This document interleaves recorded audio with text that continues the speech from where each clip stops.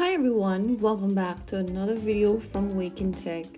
In this video, we will be learning how to use Face ID on iPhone.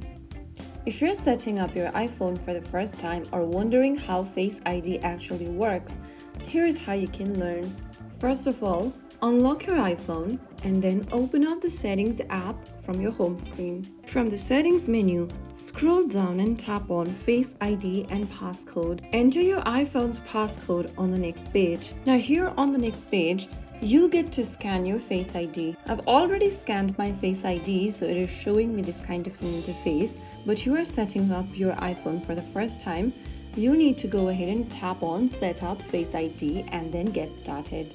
Now then hold your iPhone naturally in front of you. You'll see a circle on the screen. Slowly move your head in the circle, let the camera scan your face completely, and then once you do that, your Face ID will be ready to use. Now you'll be ready to unlock your iPhone using your Face ID.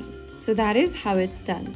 If you found the video helpful, don't forget to like, share, and subscribe to our channel. I will be back again in the next video. Thank you for watching.